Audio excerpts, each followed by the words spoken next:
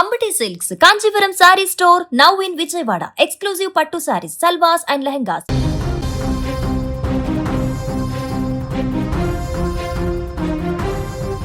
ప్రశాంతంగా ఉండే పలమనేరు అటవీ ప్రాంతం ఒక్కసారిగా రక్తసిక్తమైంది. నమ్మించి తీసుకువెళ్లిన వాడే కాల యముడిగా మారి ఓ నిండు ప్రాణాన్ని బలి తీసుకున్నాడు. అదృశ్యమైన మహిళా శవమై తేలడంతో చిత్తూరు జిల్లాలో పెను సంచలనంగా మారింది. ఇప్పుడు ఈ దారుణ హత్య వెనుక ఉన్న మిస్టరీని ఛేదించే క్రమంలో వెలుగు చూస్తున్న వాస్తవాలు స్థానికులను భయాందోళనకు గురిచేస్తున్నాయి. చిత్తూరు జిల్లా పలమనేరు రూరల్ మండలం జగమర్ల అటవీ ప్రాంతంలో దారుణం చోటు చేసుకుంది. పెద్ద పంజాని మండలం ఎగువ మిద్దెపల్లికి చెందినటువంటి చంద్రమ్మ అనే 33 ఏళ్ల మహిళ అతి దారుణంగా హత్యకు గురైంది. 15 ఏళ్ల క్రితం కోట మండలానికి చెందిన చలపతితో పెళ్లి జరిగినప్పటి నుంచి కుటుంబ కలహాల వల్ల 6 ఏళ్లుగా ఆమె విడిగానే ఉంటుంది.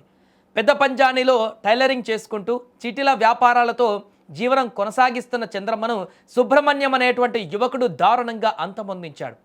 సోమవారం నుంచి చంద్రమ్మ కనిపించకపోవడంతో కుటుంబ సభ్యులు పోలీసులకు ఫిర్యాదు చేశారు. అయితే ఆమె గ్రామానికి చెందిన సుబ్రహ్మణ్యంతో కలిసి బైక్పై వెళ్లడం గ్రామస్తులు గమనించారు. ఆ దిశగా వెంటనే విచారణ చేపట్టినటువంటి పోలీసులకు విస్తుపోయేటువంటి నిజాలు బయటకు వచ్చాయి. సుబ్రహ్మణ్యాన్ని అదుపులోకి తీసుకొని నిలదీయగా హత్య జరిగిన విషయాన్ని ఒప్పుకున్నాడు.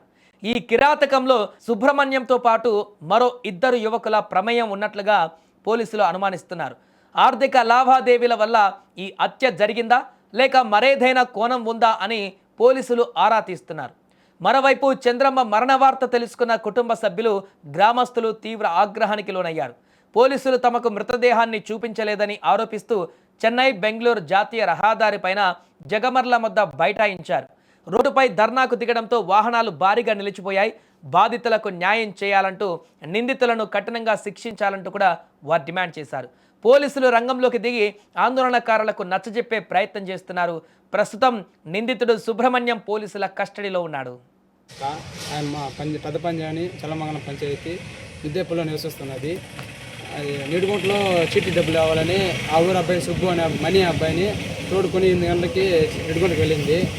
నడి దావలో సుబ్బు అనే అబ్బాయి ఏమంటాడంటే వేరే వాళ్ళు 4 వచ్చి ఆయనకి కిడ్నాప్ చేసుకొని నువ్వు చెప్తే నేను చంపేస్తామని కత్తులు పెట్టి ఆయన తోడుకు వెళ్ళిపోయినాడు. మాకు వాడు తెల్లారి మార్నింగ్ 9 గంటలకు చెప్తాడు.